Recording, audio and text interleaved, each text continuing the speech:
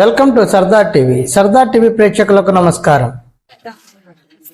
మా ఆయన కొత్తపల్లి స్కూల్లో పనిచేస్తున్నాడు టీచర్ గా, పిఎస్ టీచర్ గా. రెగ్యులర్ టీచర్స్ అని కనుక్కోండి, ఎవరికి కూడా ఎటువంటి టీచర్స్ మనస్ఫూర్తి లేవు. పిల్లల్ని ఎవరు ప్రొవోక్ చేసి చంపచేస్తున్నారు.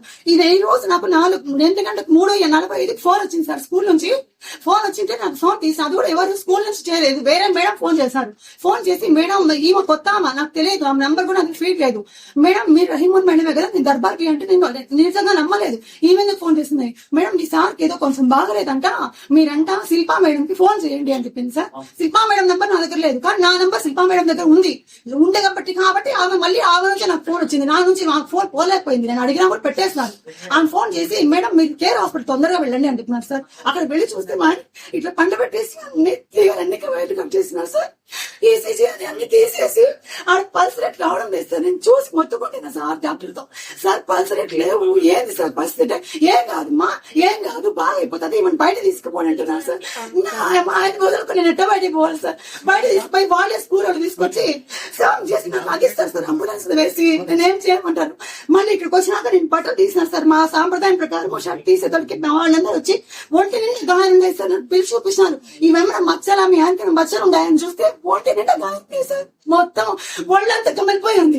మళ్ళీ కనుక్కుంటే ఏంటంటే, ముగ్గురు పిల్లలు కలిసి స్పెట్స్ తీసి తల్లి కొట్టి కొట్టినారంటే సార్, గుండెల మీద కాళ్ళతో తన్ని ఈ బ్రాస్లెట్ ఏదో కడం వేసుకుని కడంతో గుద్దినారండి సార్. అక్కడికక్కడ కుప్ప కోల్పోయాడు సార్. వాళ్ళు అంటారు, వాళ్ళు అంటారు కాదు పిల్లలతో సంబంధం లేదు, ఆయనకి బాగలేదు, హార్ట్ అటాక్ సార్. మా ఆయనకి 42 సంవత్సరాలు, ఎటువంటి చెడు అలవాటు లేదు సార్. మేము 6 నెలలకు ఒకసారి మెడికల్ రిపోర్ట్స్ తీసుకుంటాం, ఎందుకంటే పిల్లల కోసం ఎన్నిసార్లు రిపోర్ట్స్ ఉన్నాయి మా దగ్గర, ఎన్ని సంవత్సరాలు 15 సంవత్సరాల రిపోర్ట్స్ ఉన్నాయి. ఒక్క రిపోర్ట్ కూడా మా ఆయనకి బీపీ అని కానీ, షుగర్ అని కానీ, థైరాయిడ్ అని కానీ, బ్యాడ్ కొలెస్ట్రాల్ అని ఒక్క చిన్న రిపోర్ట్ లేదు, రికార్డ్ లేదు సార్. అలాంటిది ఎవరిని కాపాడడానికి వాళ్ళందరూ హెచ్ఎంలు టీచర్లు అందరూ కలిసి మూకమ్మడిగా మా ఆయన మీద వేస్తారా సార్? ఇంకను వాళ్ళ మనుషులే సార్, వాళ్ళకి మానవత్వం ఉందా సార్? చాలా కళ్ళతో చూసాను మీ స్కూల్లో జరిగింది ఈ సంఘటన. మీరు కాపాడాల్సిన టీచర్ని పోయేసి మీరు ఆ టీచర్ మీద నింద వేసి పిల్లల్ని కాపాడతారా? మీరు పిల్లలు వెనక ఎవరున్నారు ప్రోద్బలం చేసి పిల్లల్ని చేపించినారు? పిల్లలకి ధైర్యం ఉండదు సార్ ఆ వయసులో చేయడానికి. ఒకవేళ చేసే వాళ్ళు ఉంటే వాళ్ళ పేరెంట్స్ వస్తే మీరే చేస్తున్నారు హెచ్ఎంగా. నాకన్నా చెప్పాలా భార్యగా, లేకపోతే మీరన్నా పోయి డివైఓ దగ్గర క్లియర్ చేయించాలా ఆ సంఘటనను?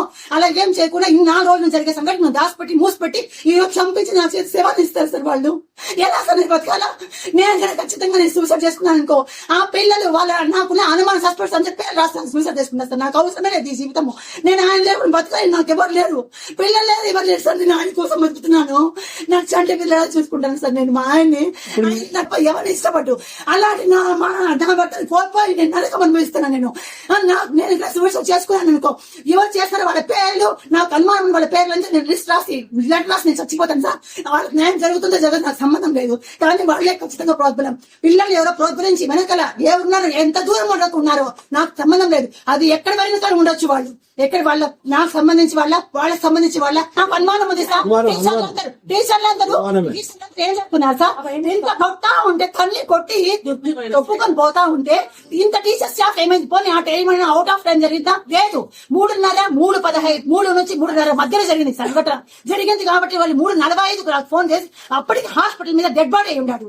అంటే ఎంత సంఘటన జరిగిన తర్వాత వాళ్ళు అక్కడ రావడానికి ఎంత టైం పడుతుంది సార్ పిలుచుకొని రావడానికి? సో 3 గంటలకు జరిగిందంటే ఎప్పుడు జరిగిందని అర్థము? ఇంటర్వెల్ తర్వాత పీరియడ్ జరిగిందని అర్థం. 7th పీరియడ్ ఏ టీచర్లు అంతా ఎక్కడ వెళ్తారు? మీరంతా కలిసే కదా. మా ఆయన నా భర్తను చూడలేక ఇట్లా చేసింది మీరు. ఏమంత కక్ష సాధింపు మీకు? ఏం చేసినాడు? మీకు ఏం తక్కువ? రెగ్యులర్ గా స్కూల్కి వస్తాడు, రెగ్యులర్ అదే స్కూల్లో ఉంటాడు, కానీ ఒక్కరు కాపాడలేదు చూడడానికి రాలేదు సార్. హెచ్ఎం గానీ ఆ స్కూల్ స్టాఫ్ గానీ ఒక్కరు కానీ చూడడానికి రాలేదు నా భర్తని. ప్రతిరోజు ఆయన్ని నా భర్త బండిలో పిలుచుకోపోతాడు సార్.